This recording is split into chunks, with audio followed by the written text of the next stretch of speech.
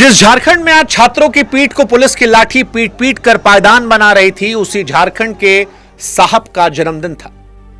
हां जी, एक शहर एक दिन, एक तरफ छात्रों की पीठ पर लाठी के निशान, उधर सीएम साहब के जन्मदिन न केक। झारखंड में आज 2 तारीखें एक साथ चल रही थी और अपने जन्मदिन पर बच्चों के लिए खास इंतजाम भी साहब ने किया था। कटीले तार लगवाए थे जिन पे हाथ लगे तो चमड़ी के साथ मांस भी अंदर का लिथड़ा सहित उजड़ कर आ जाए। वाटर कैनन का इस्तेमाल किया था, आंसू गैस से गोले जो आंख को सुहा कर दे, टीयर गैसेस, 1500 जवान, 6 लेयर बैरिकेड, सीसीटीवी कैमरे। 26 साल के झारखंड में आज बच्चों के लिए सब कुछ था, सिवाय उस आश्वासन के जो उन्हें यह एहसास कराता कि भैया तुम्हारे साथ गलत नहीं होगा, तो ईमानदारी से पढ़ोगे तो सब अच्छा होगा। लेकिन सरकारें यह समझती कहां है? सरकारें मनाने थोड़ी आती हैं, वो तो मेहमान नवाजी करने आती हैं। और आज किया क्या? कटीले तार बिछाए गए, बच्चा डरा नहीं, ऊपर से कूद गया, कुछ उस पर खड़ा होकर नाचने लगा। वाटर कैनन में 1-2 लोगों ने साबुन उठा के अपने आप को नहलाना शुरू कर दिया, मानो बता रहे हो कि सीएम साहब पानी का सही इस्तेमाल भी हो सकता है।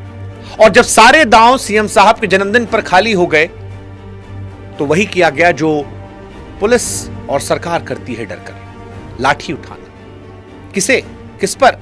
उन बच्चों पर जो 16 दिन से बारिश में भीगकर प्रोटेस्ट कर रहे थे। वो बच्चे जो बिना भारत माता को गाली दिए प्रोटेस्ट कर रहे थे, वो बच्चे जो बिना भारतीय फौज को गाली दिए प्रोटेस्ट कर रहे थे, वो बच्चे जो बिना मुख्यमंत्री की मां बहन की प्रोटेस्ट कर रहे थे, और वो बच्चे जो दिन में जाके कोचिंग में पढ़ते थे और शाम को आकर प्रोटेस्ट करते थे, उन बच्चों को आज लाठी से मारा गया झारखंड में मुख्यमंत्री के जन्मदिन पर। उन बच्चों को जिनकी जेब में कलंक थी, हाथ में तिरंगा था, गाली नहीं थी, लेकिन मारा गया। और इन्हीं मार खाने वालों में एक थे विक्रम कुमार, जिन्होंने कैमरे पर हाथ जोड़कर कहा कि मुख्यमंत्री साहब, हम तो शांति से बैठे थे, लाठी। और सवाल आता है मन में कि बेकाबू भीड़ दिया हुक्म। और यही मुख्यमंत्री साहब जिनका जन्मदिन है, यही कल कह रहे थे कि बच्चा लोग आंदोलन करे, हमने चोरी पकड़ लिए, कुछ नहीं होगा, राइट है इनका प्रोटेस्ट करने का। एसएसपी कह रहे थे सख्ती नहीं होगी, बातचीत होगा। और आज सरकारी जबान जो है वो दूध से जल्दी फट गई 24 घंटे के अंदर। 24 घंटे के अंदर। इसीलिए लोग, नेता लोग की जबान पर भरोसा नहीं करता। आज झारखंड जिसने प्रोटेस्ट करके अपने राज्य को बनाया था, एक तस्वीर आई जो अपने अस्तित्व पर सवाल खड़ा कर रहा होगा। और ये तस्वीर थी देवेंद्र नाथ महतो की, हाथ में शिबू सोरेन की तस्वीर लिए थे स्ट्रेचर पर। अब जिस तस्वीर ने 2000 में राज्य बनवाया, वही तस्वीर आज उसी आदमी के बेटे की सरकार के बैरिकेड के उस पार खड़ी है। यह आदमी 9 दिन से भूखा था एम्बुलेंस में, लेकिन मोर्चे पर था। और यहीं से हमारे मन में सवाल है कि साहब, आपके हैप्पी बर्थडे पर छात्रों को यह रिटर्न गिफ्ट कैसा? किसने हुक्म दिया आंसू गैस से गोले चलाने का, डंडा उठाने का, वाटर कैनन का, और वो कटीला तार लगाने का? और जितना जुगाड़ यहां किए हो, ये बच्चों के साथ कर लिए होते। शुरुआत में आपने आंदोलन इग्नोर किया, भीड़ बढ़ी, नेशनल कवरेज बढ़ी, तो बातचीत की। आज सवेरे पत्रकार को उठा के एफआईआर करनी शुरू कर दी, और उसके बाद बच्चा फिर भी नहीं माना तो लाठी चला दी। आज सवाल है कि क्या यह डेमोक्रेसी की हत्या नहीं है? क्या यह छात्रों के साथ अन्याय नहीं है? और वो देश भर में तमाम लोग जो जंतर मंतर पर छाती पीट रहे थे, आज गायब क्यों थे? क्या विचारधारा देखकर यह तय होगा कि किस बच्चे का दर्द हमको महसूस करना है, किसको छोड़ देना है? क्या पत्रकार की विचारधारा देखकर तय होगा कि इसको उठा लेना है या इसको खुला छोड़ देना है? आज जो कुछ रांची में हुआ वो परेशान करने वाला था, और इसलिए आज रांची की आवाज देश भर में जानी चाहिए। झारखंड राज्य भले छोटा है, लेकिन इसकी आवाज अगर आज पूरे देश में नहीं पहुंची तो यह भारतीय डेमोक्रेसी के साथ अन्याय होगा। इसलिए आज यह आवाज हम उठाएंगे। नमस्कार, मैं हूं शुभांकर मिश्रा, और आज इस वीडियो में 4 बातें होंगी। पहला, रांची में क्या हुआ। दूसरा, सरकार अपनी बयान से कैसे बिनपेंदी की लोटा की तरह पलटी। तीसरा, वो लोग कहां गए जो डेमोक्रेसी की हत्या बता रहे थे दिल्ली में, लेकिन झारखंड में उनके मुंह में दही जमा हुआ है। चौथा, क्या अपनी मर्जी के पत्रकारों को ही कवरेज करने की और होटल में रुकने की परमिशन दी जाएगी? ये सारे सवाल आज हम पूछेंगे, लेकिन इन सवालों की शुरुआत करें उससे पहले आपसे भी गुजारिश है कि हमारा भी साथ दीजिएगा बड़ी संख्या में, क्योंकि इनसे लड़ना आसान नहीं है। आपकी ताकत हमारी हौसला अफजाई करती है, हमारी जबान की धार आपकी वजह से है। इसलिए बड़ी संख्या में हमसे जुड़िएगा, हमारे व्हाट्सएप चैनल जुड़िएगा, हमारे चैनल को सब्सक्राइब कीजिएगा। लिंक हमने डिस्क्रिप्शन में कमेंट में दिया है। हम आपका इंतजार करेंगे और आपकी आवाज को यूं ही बुलंद करते रहेंगे। अब बताते हैं आज हुआ क्या। आज सुबह रांची की सड़कों पर इतिहास दोहराया नहीं, उल्टा लिखा गया। हजारों छात्र निकले, हाथ में तिरंगा, जेब में कलम, दिल में सिर्फ एक मांग, परीक्षा हो जाए। सरकार ने पूरे रास्ते को छावनी बना दिया और तो और रास्ते के स्कूल तक बंद करवा दिए। परीक्षा मांगने वालों को रोकने के लिए स्कूल बंद। इससे कड़वी बात कोई लिख नहीं सकता, लेकिन सरकार ने लिखा। लेकिन छात्र तो छात्र रुके नहीं। पहली लेयर तोड़ी, दूसरी फाड़ी, तीसरी के पार निकल गए। कई बच्चे कटीले तारों पर खड़े हुए, कुछ तार के ऊपर खड़े होकर नाचने लगे। वाटर कैनन खोला गया, पानी की धार में नाचे, आंसू गैस से गोलों को सहा। आंख जल रही थी लेकिन वो खड़े थे, भागे नहीं। तार, पानी, गैस किसी से काम नहीं बना तो लाठी चला दी गई। बिना किसी पत्थर के, बिना किसी गाली के शांति से खड़े छात्रों की पीठ, सिर, हाथ पर लाठियां बरस गई। पुलिस कहती है हल्की सी चोट आई है। बच्चा दिखाता है कैमरे पर कि देखो हाथ एकदम टूटा पड़ा है, चोट लगी है, सिर में लगी है। कैमरा देख रहा है लेकिन सरकार को नहीं दिख रहा, क्योंकि साहब का जन्मदिन है। साहब को रोकना था तो उठा दे डंडा। लेकिन पिटने के बाद ही बच्चे भागे नहीं, लौटकर वहीं धरने पर हैं। जिनको 16 दिन की बारिश नहीं हटा पाई उनको लाठी क्या हिलाती। इधर लगातार लोग आ रहे हैं। विधायक जयराम महतो वो निर्जला अनशन पर बैठे हैं। अब आप सोचकर देखिए कि यह कौन सा इंसाफ है जिस राज्य में चुपचाप खड़ा होना भी पिटने की वजह बन जाता। और क्या यहां लोकतंत्र ठीक है? क्या यह सोचने वाली बात नहीं है? और सरकार से भी सवाल है, झारखंड प्रोटेस्ट को लेकर क्या बिन पेंदी के लोटे की तरह हेमंत सोरेन की सरकार पलट गई? क्योंकि कल तक हेमंत सोरेन की सरकार की जबान मीठी थी, लेकिन आज जब सीएम साहब का हैप्पी बर्थडे था तो फिर लड्डू की जहां डंडा। सीएम साहब कल तक कह रहे थे कि समस्या का समाधान लाठी डंडा बंदूक से नहीं होगा, बातचीत से होगा। हथियार सीमा पर दुश्मनों के लिए होते हैं, लेकिन आज बैरिकेडिंग ऐसी की थी जैसे बांग्लादेश, चाइना, नेपाल का बॉर्डर हो। एसएसपी साहब कल तक भरोसा दे रहे थे कोई सख्ती नहीं होगी। आज दौड़ा के उनकी पुलिस पीट रही थी, वाटर कैनन का इस्तेमाल कर रही थी, आंसू गैस से गोलों का भी जिक्र हो रहा था। 24 घंटे में सारी मिठास गायब। 24 घंटे में लाठी, वाटर कैनन, कटीले तार। और यही से एक सवाल है कि या तो सीएम साहब की बात पुलिस ने नहीं सुनी, या सीएम साहब ने कहा कुछ और पुलिस से बताया कुछ और। यह बहुत इंपॉर्टेंट चीज है, क्योंकि दोनों बातें सही नहीं हो सकती। या तो सीएम साहब पहले झूठ बोल रहे थे या छात्रों से झूठ बोला, या आज पलट गए। उधर 9 अगस्त को जेपीएससी के 3 सदस्य अचानक इस्तीफा दे बैठे। सीआईडी की पूछताछ से पहले राज्यपाल साहब ने तुरंत मंजूर भी कर लिया। अरे भैया, कुछ छिपाने को नहीं था तो जल्दबाजी क्यों थी? 19 लोग पहले ही गिरफ्तार हुए थे, चेयरमैन पहले ही हट चुके थे, फिर भी इस्तीफे की रफ्तार इतनी तेज जैसे कोई होड़ लगी हो। भाई, इस्तीफा गुनाह का सबूत नहीं, जांच का विषय है। पर आम आदमी पूछेगा ना भाई कि इतना क्रोनोलॉजी कैसे आ गया जी कि सब एक ही दिन पहले हो गया। हाँ ठीक है, सरकार कह रही है 19 गिरफ्तारी हम की हैं, 3 परीक्षाएं रद्द करने पर सहमति बनी है। हाँ, सरकार कह रही है कि हमने ज्यादातर मांगे मान ली है, लेकिन सबसे बड़ी मांग तो सीबीआई की है ना भाई। सीआईडी क्यों? जिस राज्य सरकार में मुख्यमंत्री की अगुवाई में ये सारी धांधलियां हुई, उसी राज्य सरकार की अगुवाई वाली सीआईडी अगर जांच करती है तो छात्रों को शक है, तो वो शक नाजायज क्यों? सही तो है, जवाबदेही तो होगी ना। आपका मुख्यमंत्री साहब का इस्तीफा थोड़ी मांग रहे थे बच्चे, दिल्ली में तो इस्तीफा ले लिए थे, यहां तो आपसे बात कर रहे थे। अब एक और सवाल जो जनता से आज हम पूछेंगे और ये बहुत जायज है, झारखंड प्रोटेस्ट को लेकर वो सारे यूट्यूबर, वो सारे पत्रकार, वो सारे आंदोलनजीवी, वो सारे एक्टर्स कहां गए जिनको दिल्ली में बच्चों के दर्द पर बहुत ज्यादा महसूस हो रहा था? क्या रांची वाला बच्चा नहीं था? देखिए, आज मैं किसी व्यक्ति विशेष का नाम नहीं लूंगा, लेकिन बात पूरी करूंगा, क्योंकि हर एक्टर, हर पॉलिटिकल पार्टी, हर यूट्यूबर और वो हर व्यक्ति जिसे छात्रों के लिए बहुत पीड़ा हो रही थी, जिसका बयान इंटरनेट पर मौजूद है, आज जरा आप उनके बयानों को मिलाइए और ये देखिए कितने लोग ऐसे हैं जो झारखंड के विषय पर बोल रहे हैं।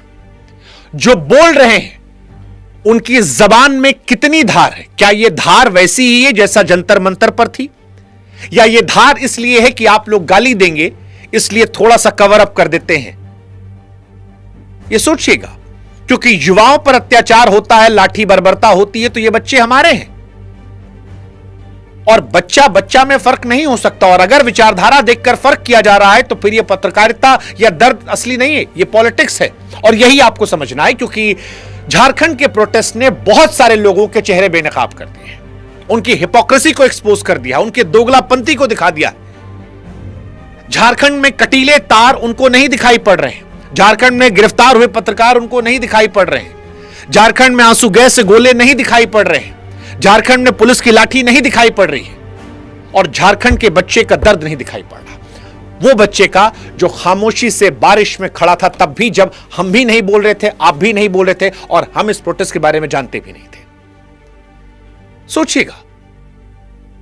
सोचिएगा आज आप कि वही रांची है, वही छात्र हैं, वैसे ही हमारे अपने बच्चे, कटीले तार, वाटर कैनन, लेकिन न जाने क्यों सन्नाटा है, पता नहीं क्यों सन्नाटा है। छात्रों के बड़े हितैषी लोग थे, क्या वो हितैषी थे या किसी विचारधारा के समर्थक या विरोधी थे? मेरा बहुत सिंपल मानना है, बिना लाग लपेट के, लाठी की निंदा अगर यह देखकर होती है कि कौन सी पार्टी की सरकार है, तो वो निंदा नहीं, सियासत है। असली निंदा वो होती है जो हर लाठी पर एक जैसी हो, चाहे दिल्ली हो, पटना हो, रांची हो, और इंटरनेट भूलता नहीं है।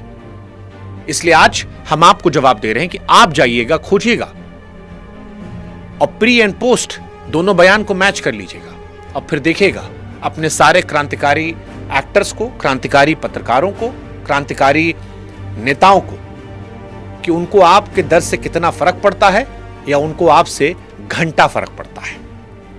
ये सोचिएगा, और ये बहुत इंपॉर्टेंट सवाल है। और बाकी एक सवाल हमारा झारखंड के मुख्यमंत्री साहब से भी है कि सीएम साहब, आपके हैप्पी बर्थडे पर आप बच्चा लोग को लाठी से पिटवाए, कटीले तार लगवाए, आंसू गैस का गोला छोड़ दिए, और पत्रकार भी उठा लिए, और पसंद का पत्रकार नहीं होगा तो आप उसे उठवा लेंगे, क्योंकि आज यही हुआ है।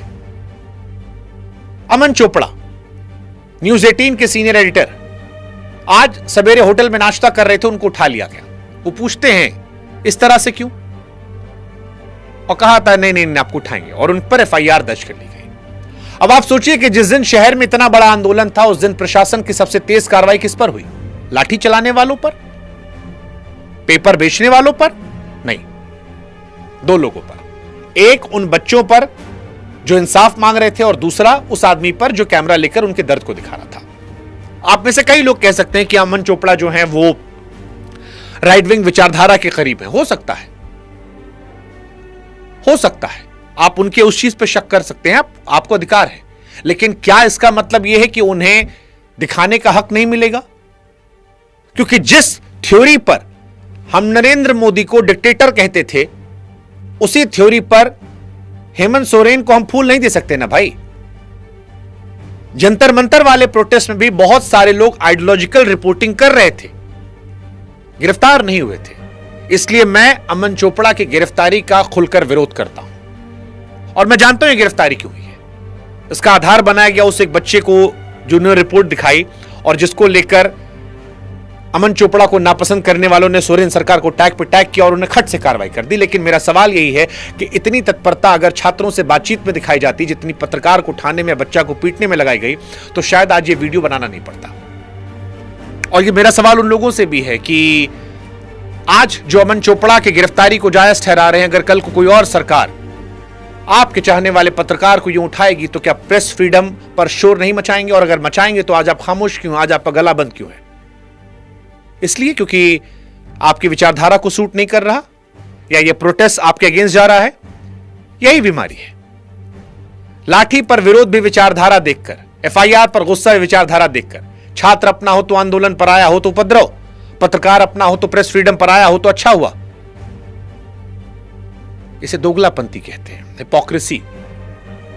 और इसमें आप छात्रों का या देश का भला नहीं करते, आप एक राजनीतिक पार्टी का अघोषित तौर पर झंडा उठाते हैं। तो उसके कत्ल पर मैं चुप था, मेरे कत्ल पर तुम चुप हो, अगला नंबर आपका है, अगली बारी आपकी होगी। और जिस दिन आपकी बारी होगी उस दिन कोई बोलने वाला नहीं होगा। इसलिए बेहतर आज बोलिए, सवाल पूछिए कि प्रेस की आजादी का अधिकार सरकार के रंग से तय होगा क्या? क्या विरोध की आवाज विचारधारा देखकर निकलेगी? पूछेगा। और पत्रकार की सुरक्षा आजादी असल में कहां कब बचती है, यह भी सोचिएगा। अलग अलग सरकारें अलग अलग तरीके से पत्रकारों पर जुल्म करती हैं। मापदंड एक होना चाहिए, वो चाहे दिल्ली में हो, चाहे रांची में हो, चाहे तमिलनाडु में हो। यह सवाल बड़ा इंपॉर्टेंट है। बाकी आखिर में झारखंड सरकार को यह सोचना चाहिए कि राज्य किसके लिए बना था, क्योंकि आज झारखंड की सबसे बड़ी तस्वीर कोई लाठी नहीं थी, एक स्ट्रेचर था, 9 दिन से भूखा एक आदमी 10.5 किलो वजन घटा चुका देवेंद्र नाथ महतो, जो एम्बुलेंस में लेटे थे, हाथ में शिबू सोरेन की तस्वीर लिए। जिस तस्वीर ने 2000 में राज्य बनवाया, वही तस्वीर आज बेटे के सरकार के बैरिकेड के उस पार खड़ी थी। और महतो के लिए पहली लाठी नहीं थी, इससे पहले भी वो खा चुके हैं। दिसंबर 2024 में इसी मांग पर पीट कर हिरासत में लिया गया था। वही मांग, वही शहर, लाठी वही, कैलेंडर बदला। इसलिए आज उनकी तस्वीर सिर्फ एक तस्वीर नहीं, एक सवाल है कि राज्य बना किसके लिए था? युवाओं के भविष्य के लिए या साहब की कुर्सी के लिए? और जिस राज्य में यह हो रहा है, वहां 26 साल के झारखंड में जेपीएससी की परीक्षा हुई 14 बार है। बगल के राज्य का बच्चा हर साल किस्मत आजमाता है, झारखंड का बच्चा 2 साल में एक बार। 22 में तैयारी शुरू करता है, 3 मौके लेते लेते 28 का हो जाता है। 7 वाले नौकरी पाते हैं, शादी हो